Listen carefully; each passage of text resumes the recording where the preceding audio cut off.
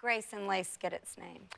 You know, that's funny because we call Grace and Lace our accidental company because we didn't start out to start a business. It starts with a tragedy, actually. I was halfway through a pregnancy after we had gotten married. We wanted to have children, desired to have a family, and halfway through the pregnancy, I was at a routine doctor's visit, and the doctor suddenly told me that I would give birth to our daughter within 24 hours and she wouldn't survive. And that was very, very nerve-wracking for us. I was rushed into emergency surgery to try to save her, try to save the pregnancy, and I was told that if the surgery was successful, I would remain on bed rest there in the hospital for the duration of the pregnancy, so potentially 4 months in the hospital. Wow. It was during that time in the hospital that I began to work with my hands. I began to knit and sew and crochet and try to pass that time making baby blankets. Yeah. And kind of the name of the business kind of stemmed out of this tragedy. Unfortunately, our little Hallie girl didn't make it. I spent, after a month in the hospital, we lost her. And the business was born out of that tragedy, out of me working with my hands. We learned that a lot of grace was needed in our life, and I had working with a little bit of lace and made those socks with lace. And so kind of the name Grace and Lace came about that way. And Rick says to Melissa, we have a choice to make. We could either cry about this for the rest of our lives, or we could get up and do something good with this. And they got up and started that business. Mm-hmm. And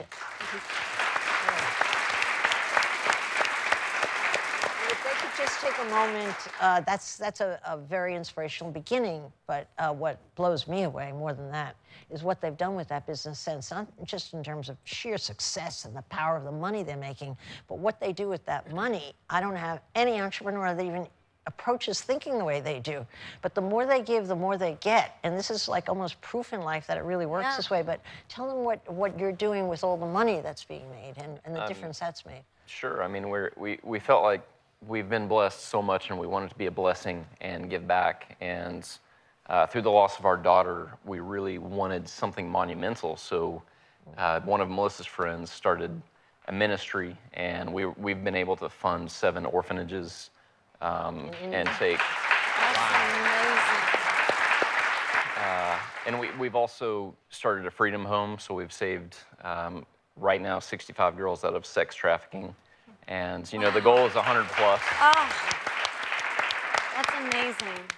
And it's not, you started off with the knitting in the hospital, and you started with the socks, and that took off. But it's not just socks anymore.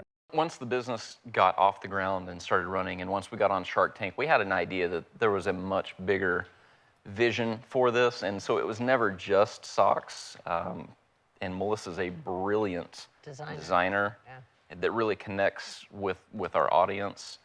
So we knew that it would be clothing women from head to toe. My desire and passion is to outfit the woman fully in clothes and outfit that she feels comfortable in, likes to wear, and so yes, Grace and Lace has turned into a full women's brand.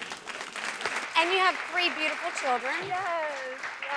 Yes, 3 children, 3 healthy children. We were told after we lost Hallie that our chances of being able to ever have children were very slim. And I was on very high-risk pregnancies with all 3, laying on bed rest for months, running the business from bed rest.